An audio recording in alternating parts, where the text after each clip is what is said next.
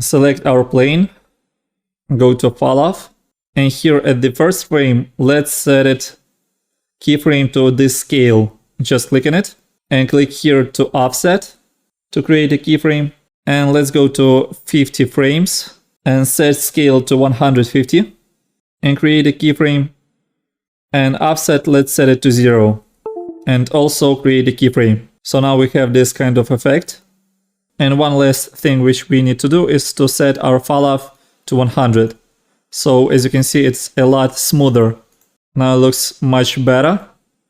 We have this smooth and beautiful effect. So now let's add this bulge part of this effect. This bulge part. I don't know how to call it. English is not my first language, so excuse me. Let's rename it this to plain shockwave and go to MoGraph, Effector, and add this plane effect. And drop it here below shockwave, right here, just so it would look like this. And let's rename it to plain bulge. So let's go now to parameter. Here we are going to set to 0, and here let's set it to 50. And then as always, we need to go to deformer, set it to point, and go to fall off and set it to sphere. As you can see, we already have some weird effect going on here. This is what I needed to deal with when I've started to create this effect. And let me show you how to fix this. So first of all, let's set fall off to 100. As you can see, it looks much better already. Offset, let's set it to 10. And once again, we need to create our splines. So hold Control on keyboard, click here to create a point, move it over here to point 2, hold Control, create another keyframe, and move it over here to top part. Then select this point here and move this handle to 0.6 mark here. So now, as you can see, we have this kind of bulge.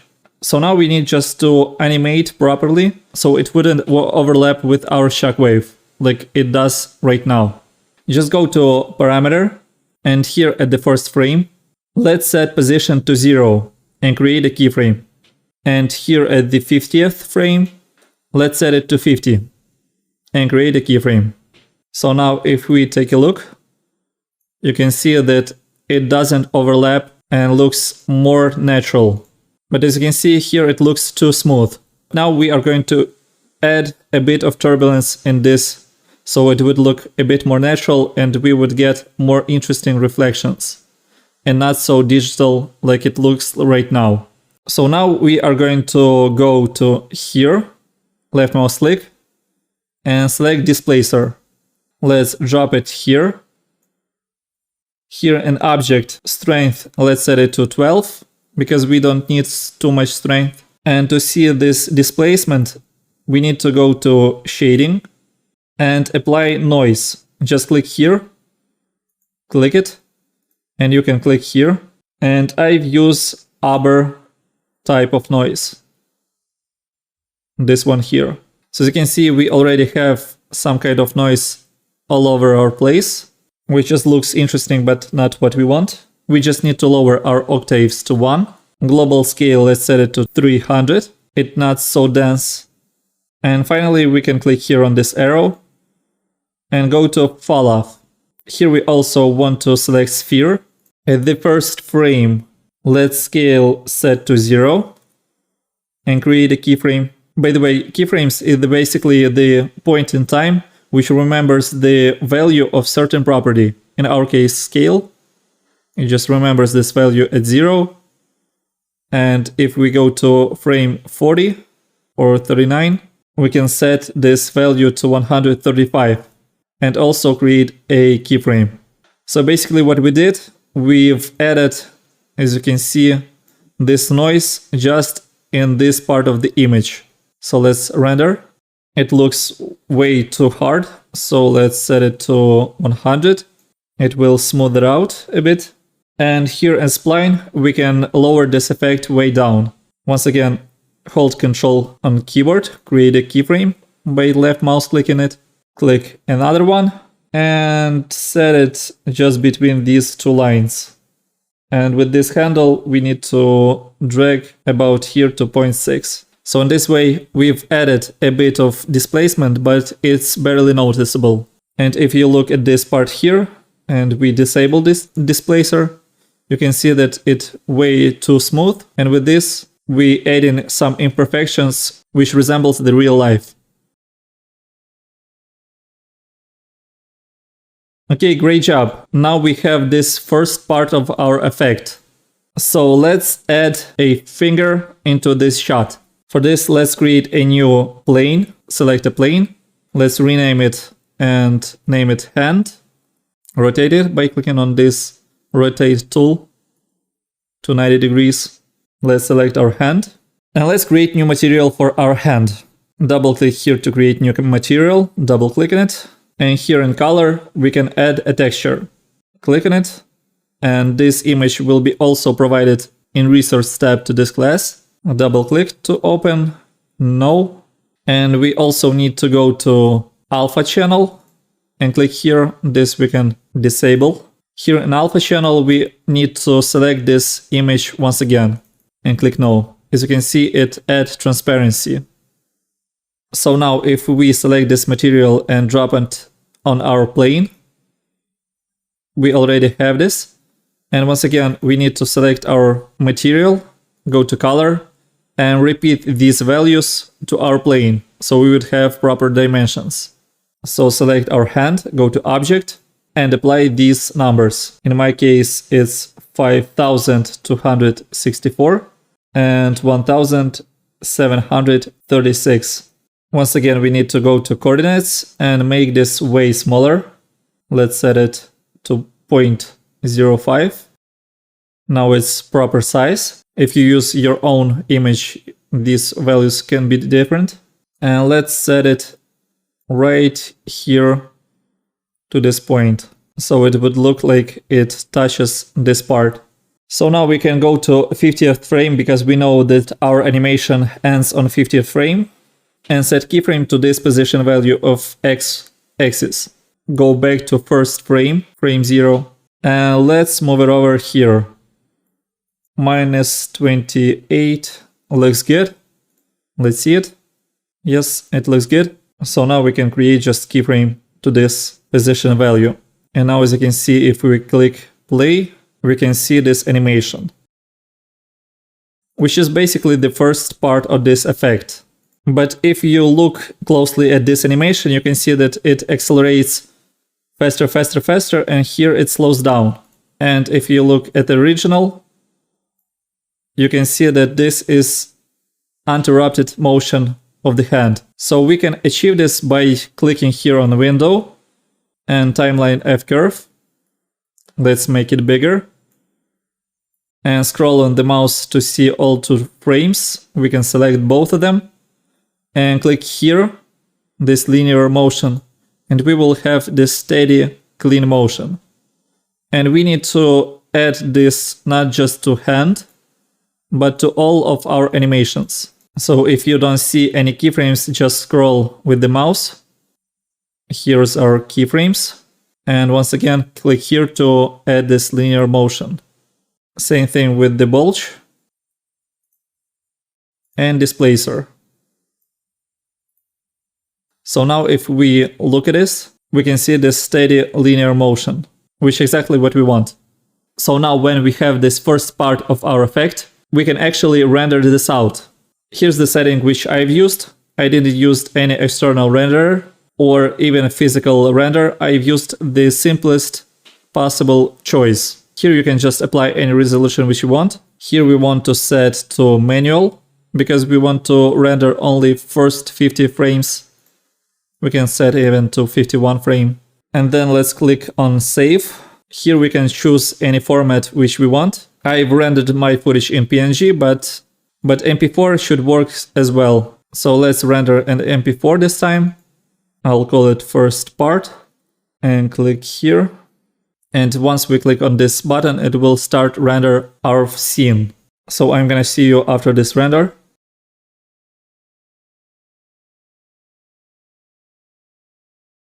So now as you can see, we already rendered this footage. And now we can go to second part of this effect, to the shutter scene, which looks very exciting. So now what we want to do is to just click here, left mouse click, and drag to disable all of these effects.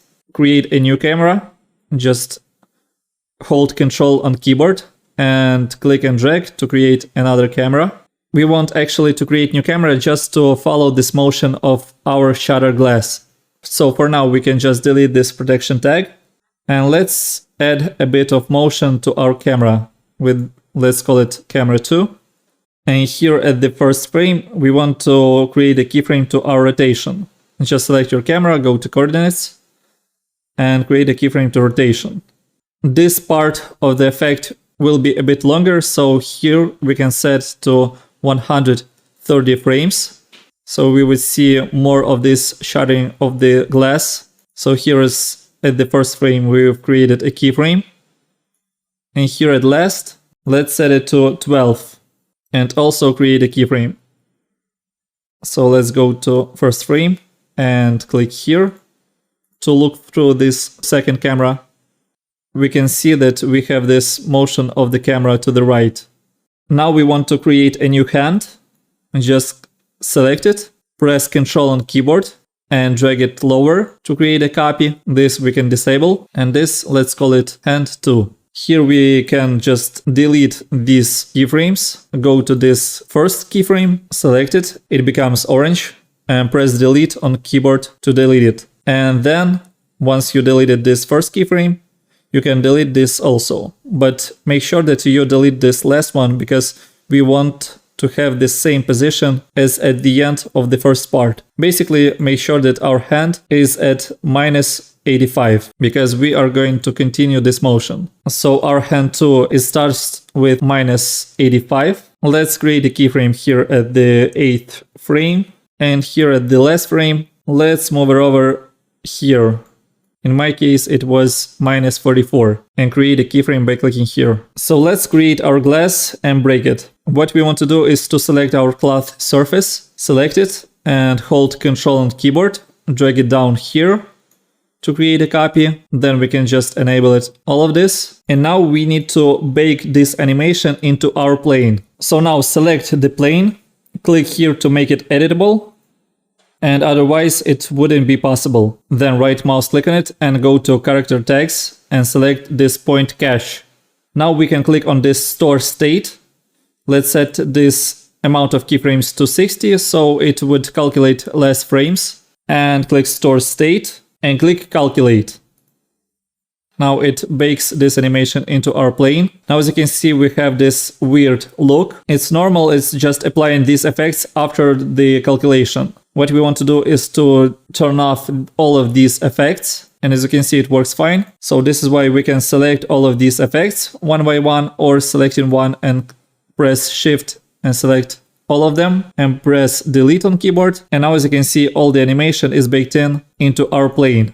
Now let's once again make it 130 frames. And now what we actually want is to have this final form of this effect. So now when we delete this point cache, just select it and press delete, we would have only this frame. So as you can see, we have no animation, but we have this last frame. Now to break this glass, we need to add some fracture. Let's go to MoGraph here and select this Voronoi fracture. Now we have this Voronoi fracture. What we want to do is to select our cloth surface and press C on keyboard to bake this into our plane. Basically, we want to have this plane with the thickness of cloth surface. So now if we drop our plane into Voronoi fracture, and also we need to apply our glass material to our Voronoi fracture. Let's click render here. As you can see, we have the same render as we had before, but now we have this fracture in our glass. And now we want to work on the fracture itself. This we can delete. Select our Voronoi fracture, and let's go to source tab here. Select this point generator. We want a lot of fracture because we want to have a lot of small parts of the glass here in the front and bigger chunks here. So let's point amount set to 500. As you can see, it uniformly shuttered our plane, but in our case we don't want this uniform method, we want exponential. Here we want to set this to 0.15, and as you can see we have the opposite effect, where here is big chunks and here's little chunks. We just want to switch this x-axis affection to minus. And now as you can see all the points here, and here's the smaller amount of points. Basically, it means that here a lot more fractures, as you can see, and here is the bigger chunks. If we click on render, we can see that we almost have our effect. But now if we click play, you can see that nothing happens. So now we want to select our Voronoi fracture, right mouse click on it, and go to simulation tag, rigid body. And maybe you would think that we would use this hand to push it over, but as you know, this is a plane and not the actual model hand. So in our case, we are going to use a sphere to simulate the push object of our finger. Just select our sphere and set it to about 65 radius. And let's go to coordinates. Here I want to change these values of the scale. Let's make it look more like a finger. I'll type my values which I've used. Let me show you how it looks. So as you can see, I've just squished it down. I've used these values here, minus 0.1 and minus 0.19. As you can see, it resembles our finger. What we want to do is just to push it through this glass. So let's animate it. Select our sphere, and here at the beginning, at the 0 frame, I'll move it over here. I just type my value. It was 29 about here at the beginning, but not touches here because it will explode. Let me show you. If I put it here and right mouse click here to add the simulation tag rigid body and click play, as you can see, it all falls down and explodes and looks not as we want. By the way, we don't want it to fall down. What we want to do is to click here and press Ctrl D on the keyboard to see our project settings. And go to dynamics and set gravity to 0, so it would not fall down. So now as you can see, it only explodes. Second thing which we want to do in the project panel, we want to set time scale to 10%. So now our dynamics a lot slower, but once again it explodes too fast because our sphere already overlaps with our fracture. So this is why we want to go to the first frame and move the sphere just about here and not touches the fracture itself. I've used this value like 29 and create a keyframe. So now we can just move it over to 35 frames and set this value to 32 and create a keyframe. Oh, I forgot that it doesn't allow you to make any changes. What you want to do is to select this dynamic body expression and drag it on any other parts like here to hand. Then you can select your sphere, and now Cinema 4D actually allows you to apply this kind of animation to the position. So let's create a keyframe. To see better our sphere, let's click here to see our scene. Now we can actually bring it back, this Cinema 4D tag. And finally, what we want to add is attractor. So now we need to go to Simulate, Particles, and Attractor. Here in Attractor, we can go to Fall Off and set it to Sphere. Size, let's set it to 111 and fall off to 77. We can create a spline keys. So let's just click here and here to create another one by pressing Ctrl and Hold and left mouse click to create a point and dragging this handle to this line here. And in position, we want to move it just a bit behind of this glass. I'll set it mine to minus 17. And let's go to Object and set its strength to minus 500. So it would not attract, but push the particles out. And what I want to do is to select this dynamics tag on the sphere and add mass. I want to set to custom mass and made it lighter, like 3. And now as you can see, our attractor already pushes outwards all of these glass particles. What we want to do already is to click here on this sphere. We want to click on this dot 2 times to make it red, so it would not show up in our view, and also here, so it would not show up in our render. So we already have this pushing motion here. If you want more aggressive push, you can go to sphere and move this keyframe like to 15, and you'll see this push way earlier. It looks pretty good. By the way, you can go to Voronoi fracture and go to Object and click here, colorize fragments, uncheck to see the look itself, if this colorized look distracting you. Okay, I'm happy with this look. Now let's go to render settings and here in save, click here and type second part, so it wouldn't overwrite this first video, and click save. And output, let's set it to all frames instead of manual, so it would render all of our animation, and click here to render. And I'll get back to you when it's done.